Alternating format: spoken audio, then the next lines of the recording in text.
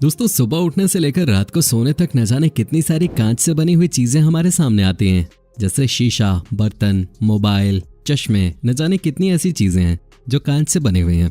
कुछ लोगों की सुबह तो बिना आईने के होती ही नहीं है। जी हाँ दोस्तों, ये वही जादुई आईना है जिसमें व्यक्ति खुद को पहचान पाता है, खुद से मिल पाता है। और लड़कियां तो इस आईने की इतनी दीवानी है कि उनके पॉकेट में आपको हमेशा एक आईना मिल ही जाएगा।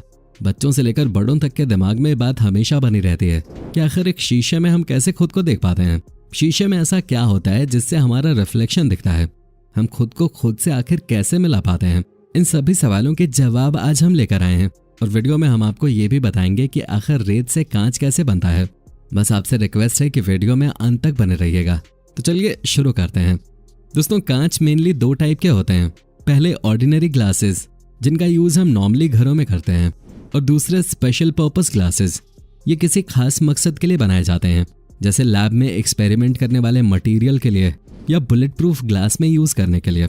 लेकिन 90% केसेस में ऑर्डिनरी ग्लास ही यूज किया जाता है। बहुत ही कम केसेस में स्पेशल ग्लासेस का यूज करते हैं। दोस्तों, आज कांच सब तो यूज करना चाहते हैं, लेकिन उनको कांच बनाने की शुरुआत कहाँ से हुई, कैसे हुई और किसने की, इसके बारे में नहीं पता। आपको बता दें, इंसानों का कांच जैसी वस्तु से उस समय परिचय हुआ जब कुछ व्यापारी लोग सीरिया में मिट्टी के बड़े बड़े पत्थरों पर भोजन बनाने के लिए बर्तन चढ़ा रहे थे। जब उन्होंने आग जलाई तो उससे लावा जैसा पदार्थ बहने लगा। तब लोगों ने इस पर रिसर्च करनी स्टार्ट कर दी और उसके कुछ समय बाद कांच के बारे में पता लगा। अब दोस्तों, अगर बात हमारे भारत के कांच उद्योग की जाए तो ये उद्योग सन 1870 से स्टार्ट हुआ और सन 1915 तक चला। इस दौरान जितने भी कांच के कारखाने खोले गए थे वो सब फेल हो गए थे, क्योंकि जब फर्स्ट वर्ल्ड वॉर हुआ तो भारतीय कांच उद्योग को खूब सराहा गया। लेकिन जब ये वॉर खत्म हुआ तो भारतीय बाजार कांच के विदेशी माल से भर गया, जिससे भारत की कई फैक्ट्रियां बंद हो गई। लेकिन फिर से इसको पटरी पर लाने के लिए सरकार ने कमेटी बनाई और उसको सेंट्रल गवर्नमेंट ने मान्यता भेजी। उसी समय से भारत के कांच उद्योग में तेजी से विकास हुआ और अब भारत में ही कांच से बनी सभी प्रकार की वस्तुओं की मैन्युफैक्चरिंग का काम जोरों शोरों से होने लगा। खैर दोस्तों, ये बात तो है कांच की जानकारी, लेकिन अब हम आपको बताएंगे कि कांच आखिर बनता कैसे है।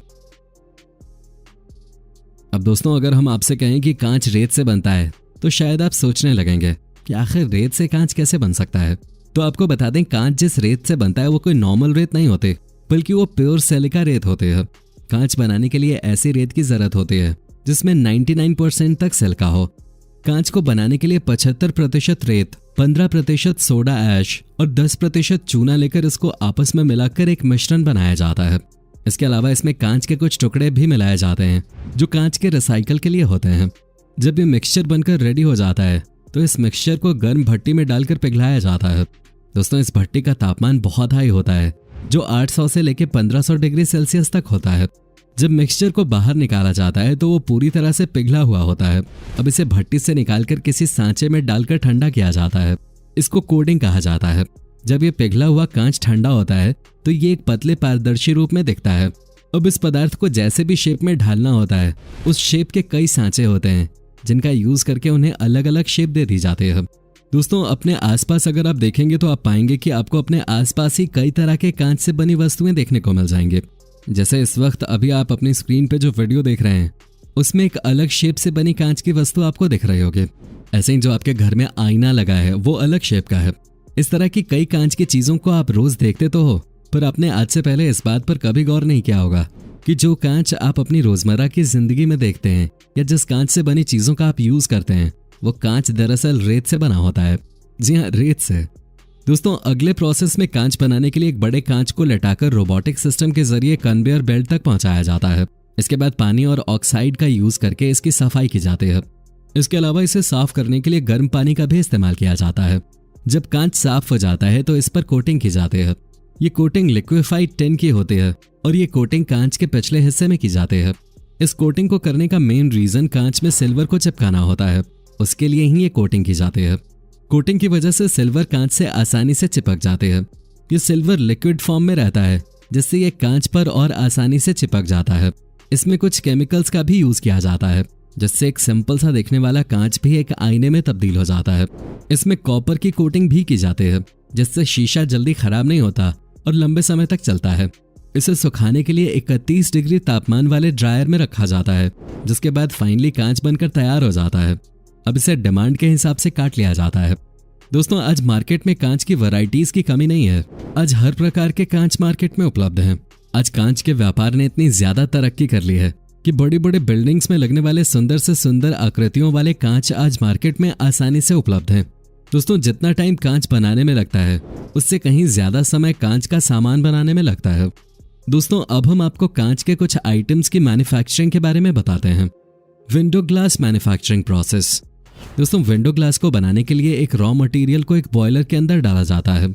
जब यह मटेरियल पिघल जाता है तो इसको बाहर निकाल लिया जाता है और कंटेनर के अंदर लिया जाता है। कंटेनर में लाने के लिए स्टैंड की सहायता लेनी पड़ती है क्योंकि ये बहुत गर्म होता है। अब इसको मशीन के ऊपर रखा जाता है और मशीन के ऊपर इसको फैला दिया जाता है जिससे ये एक पतली शीट में बदल जाता है। अब इसको काट लिया जाता है। फिर ये शीट ठंडी करने के लिए साइड में रख दी जाती है और साथ ही इसमें जो कलर यूज करना है उसे भी ऐड कर दिया जाता है। कलर ऐड करने के बाद इसको अच्छे से मिक्स कर देते हैं। जब ये अच्छे से मिक्स हो जाते हैं तो इसको फिर से बॉइलिंग रूलर के अंदर डाल दिया जाता है जिससे ये रूलर इस शीट को और पतला कर देता है। अब फाइनली ग्लास रेडी हो जाता है। अब इसको काट कर इसकी पैकेजिंग कर दी जाती है।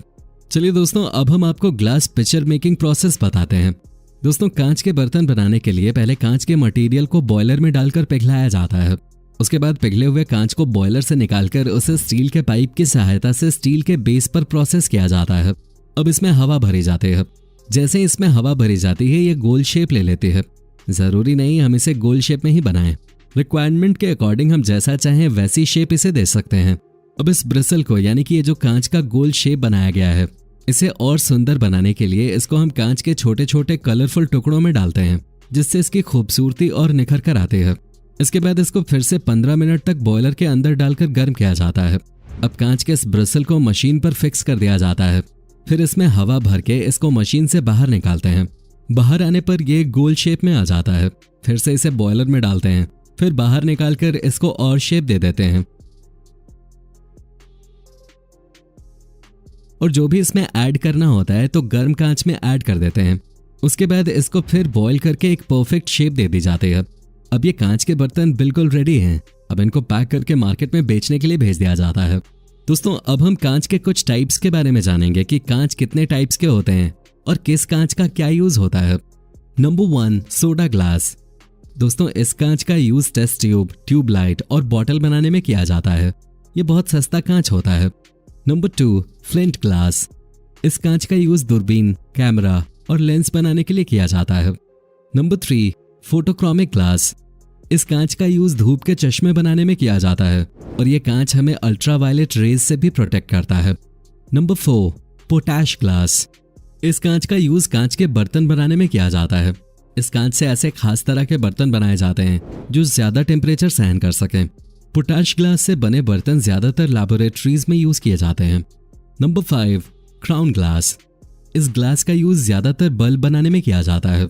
इसके अलावा भी दोस्तों और भी कई तरह के कांच हैं जिनका कई कामों में यूज किया जाता है लेकिन उनके बारे में ठीक से जानकारी पब्लिश नहीं है।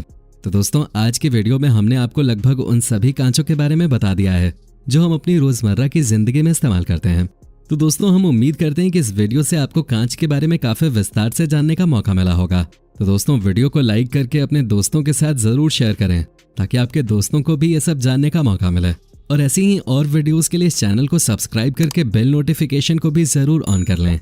धन्यवाद।